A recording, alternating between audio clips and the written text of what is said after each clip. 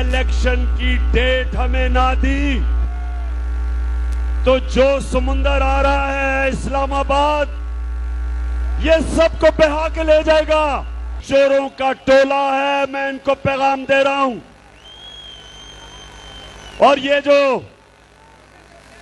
मफरूर मुल्क का डाकू, तुमने इस मुल्क के फैसले नहीं करने, इसकी कौम, हमारी अवाम फैसला करेगी। इलेक्शन की तारीख न दी गई तो फिर अवाम का समंदर सबको बहा कर ले जाएगा। हकीकी आजादी का वक्त आ गया। कौम इनकलाब के लिए भरपूर साथ दे। साजिश करने वाले एक एक मीर जाफर की शक्ल दिल पर नक्श है। चीफ जस्टिस सुप्रीम कोर्ट इस साजिश की खुली तहकीकात कराए।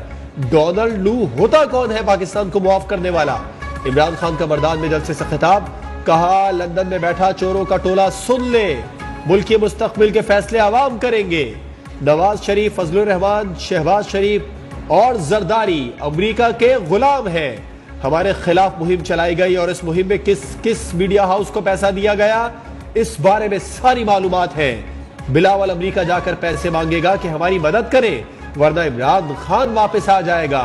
मौजूदा चीफ इलेक्शन कमिश्नर की मौजूदगी में इंतखाबात साफ और शफाफ नहीं हो सकते।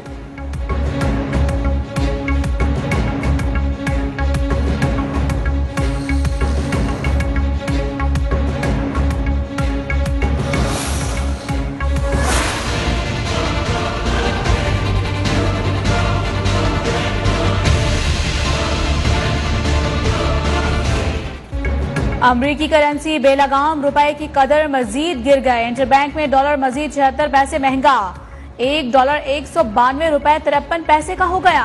ज़र मुबादला ज़खायर में भी कमी, एक हफ्ते के दौरान $19 करोड़ घट गए। मजमूई मालिया $16 अरब 38 करोड़ रह गए।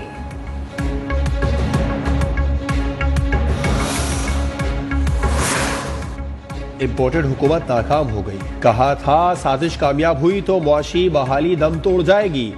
8 मार्च को डॉलर 178 रुपए पर था, आज 193 पर पहुंच चुका। शरह सूद 1998 के बाद 15% की बुलंद तरीन सतह पर है। स्टॉक मार्केट 3000 पॉइंट से गिर चुकी है। ये सब इंपोर्टेड हुकूमत पर तारीख के कम तरीन एतमाद की अलामतें हैं।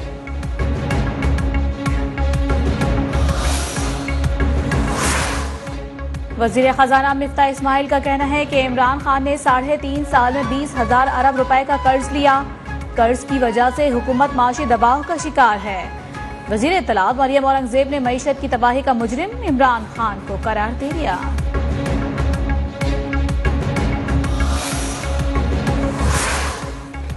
वजीर रेलवे साद रफीक का कहना है इमरान खान साजिशी आदमी है, हमेशा अंपायर से मिलकर खेलता है।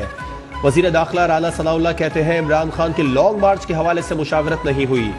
जब लॉन्ग मार्च की तारीख का ऐलान करेंगे तो सोचेंगे।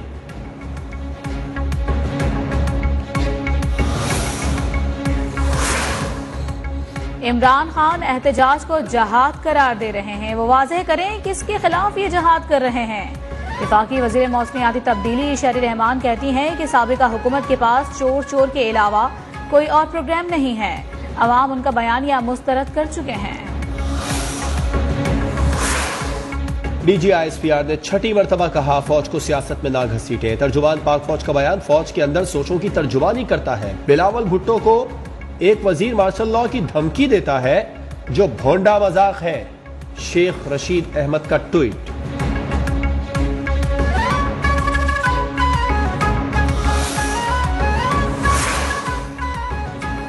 इलेक्टेड हुकूमत आपस में भी मुत्तफिक नहीं।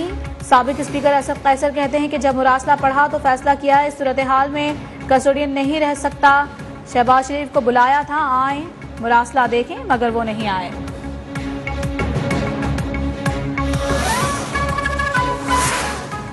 वफाकी हुकूमत ने 1 से ज़ायद पाकिस्तानी पासपोर्ट रखने वाले पाकिस्तानी शहरियों के लिए एमनेस्टी स्कीम की मंजूरी दे दी। वजारत दाखिला ने असम्बली पर गुज़िश्ता काबीना इजलास में मंजूरी दी। फैसले के मुताबिक एमनेस्टी स्कीम 31 दिसंबर 2022 के तक नाफिजुल अमल रहेगी।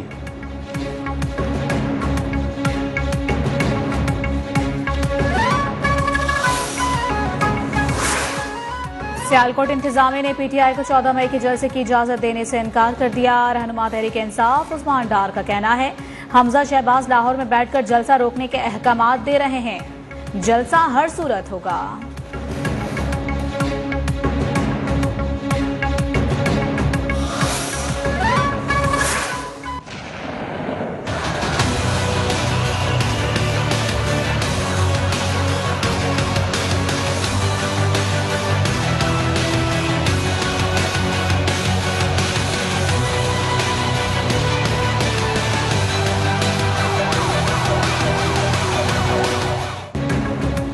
कराची में दाऊदपोरा रोड पर बम धमाके की तहकीकात जारी। धमाका देसी साख्ता टाइमर बम से किया गया। 2 से 2.5 किलो धमाका खेज मवाद इस्तेमाल हुआ। बम साइकिल के करियर पर नस्ब था। बम डिस्पोजल स्क्वाड ने धमाके की इब्तिदाई रिपोर्ट तैयार कर ली। धमाके की एक और सीसीटीवी फुटेज भी मंजर आम पर आ गई। धमाके में एक शख्स जाँ बहक, 2 सरकारी एहलकारों समेत 8 अफराद जख्मी हुए थे।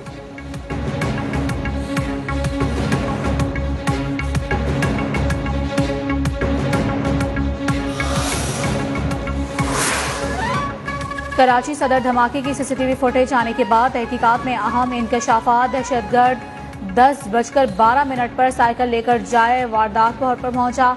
साइकिल पर नीले शॉपर में बारूदी मवाद था।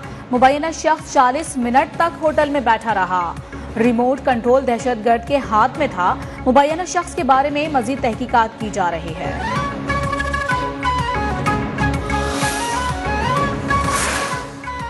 वजीर आला सिंध मुराद अली शाह की जेर सदारत एपेक्स कमेटी का इजलास। सूबाई वज़रा, core commander Karachi, IG Sindh और दीगर आला हुकाम की शिरकत।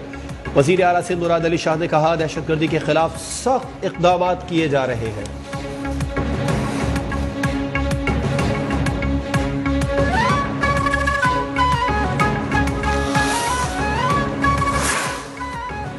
मुत्तहिदा अरब अमारात के सदर शेख खलीफा बिन ज़ैद अल नहयान 73 बरस की उम्र में इंतकाल कर गए। अमाराती मीडिया के मुताबिक शेख खलीफा बिन ज़ैद अल नहयान के इंतकाल पर यूएई में 40 रोज के सोग और 3 रोजा आम तातीलात का ऐलान कर दिया गया है। शेख खलीफा बिन ज़ैद अल नहयान 1948 में पैदा हुए और 3 नवंबर 2004 से मुत्तहिदा अरब अमारात के हुक्मरान थे।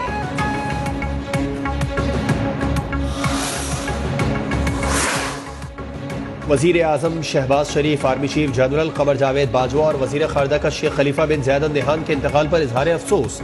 वजीर आजम ने कहा यूएई विजनरी रहनुमा और पाकिस्तान अजीम दोस्त से महरूम हो गया।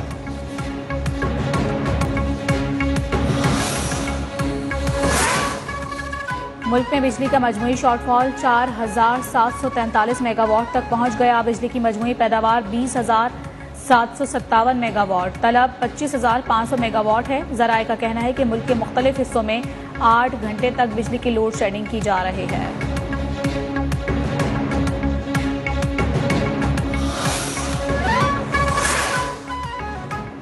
मुल्क में शदीद गर्मी का राज बरकरार। कराची में समुद्री हवाएं चलना रुक गई। इस्लामाबाद, रावलपिंडी, लाहौर, पेशावर समेत मुख्तलिफ शहरों में भी क़यामत खेज गर्मी। तिब्बी माहिरीन का शहरियों को गैर जरूरी सफर से गुरेज का मशवरा।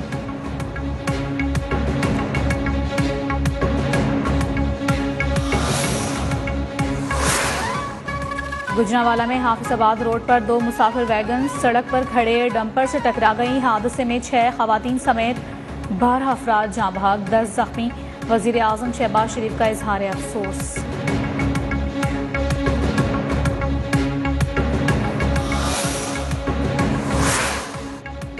पेशावर से कराची आने वाली रहमान बाबा एक्सप्रेस बड़े हादसे से बच गई। बोलारी के करीब डाउन ट्रैक ब्लॉक होने के बायस ट्रेन के इमरजेंसी ब्रेक लगाने से रहमान बाबा एक्सप्रेस की 3 बोगियां पटरी से उतर गई। वजीर रेलवे साद रफीक का इजहार अफसोस, हादसे की तहकीकात का हुक्म।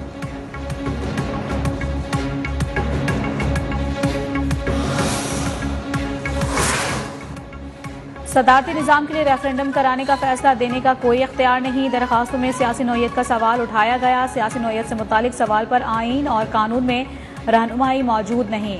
सुप्रीम कोर्ट ने सदारती निजाम के निफाज से मुतालिक तहरीरी फैसला जारी कर दिया।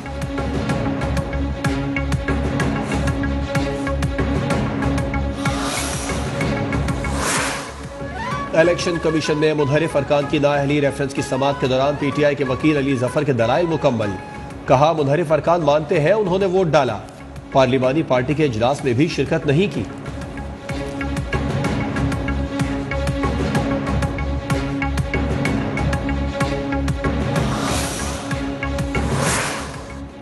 एमकेएम के नाराज रहनुमा दोबारा मुत्तहदा में शामिल। पीएसपी के senior vice chairman Sagheer Ahmed, साबिक वाइस चेयरमैन वसीम आफ्ताब भी एमकेएम में वापस आ गए। सलीम ताजिर का भी मुत्तहदा में शमूलियत का फैसला।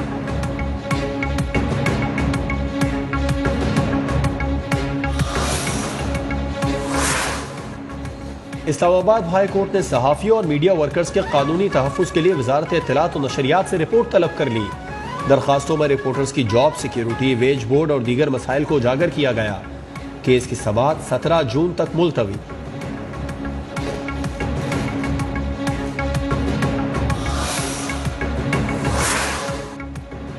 साबिक हुकूमत ने मीडिया को दबाने में कोई कसर नहीं छोड़ी। सिंध के वजीर इत्तला शर्जील इनाम मेमन का Pakistan federal union of journalist के FEC इजलास से खिताब। कहा, जमहूरी लोग भी तनकीद बर्दाश्त कर सकते हैं, आज़ादी इज़हार राय पर पाबंदी को हरगिज़ बर्दाश्त नहीं करेंगे।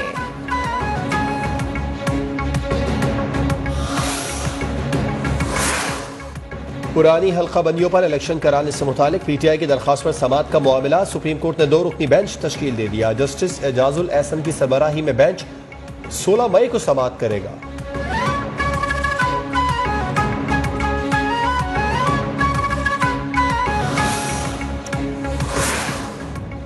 मुल्तान में अशिया खुरनोश की कीमतों में कमी ना हो सकी। सब्जियों में अरवी 200, लहसुन 240, प्याज और टमाटर 80-80 रुपए किलो में फरोख्त। हुकूमत की जानिब से लगाए गए बचत बाजार में सरकारी रेट लिस्ट तक मौजूद नहीं।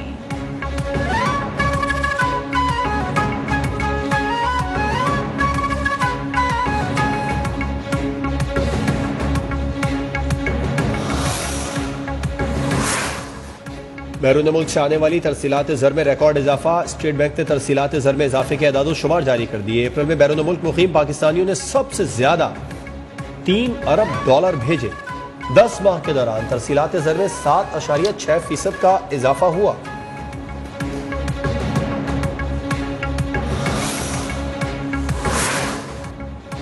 हज बैतुल्लाह के ख्वाहिशमंदों के लिए दरखास्तों की वसूली का आज आखिरी रोज। वजारत मजहबी उमूर को ऑनलाइन और बराह रास्त दरखास्तें बजरिया बैंक अकाउंट जमा कराई गईं।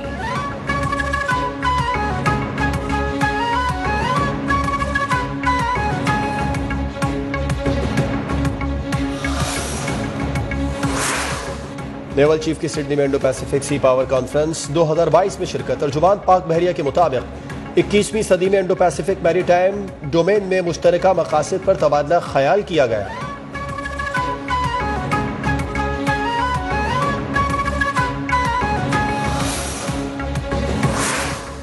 पाकिस्तान क्रिकेट बोर्ड का कहना है कि वेस्ट इंडीज के खिलाफ सीरीज के लिए पहला ऑप्शन रावलपिंडी ही है। सियासी सूरत हाल को देखते हुए वेन्यू को तब्दील किया जा सकता है। प्लान B में लाहौर और मुल्तान शामिल हैं।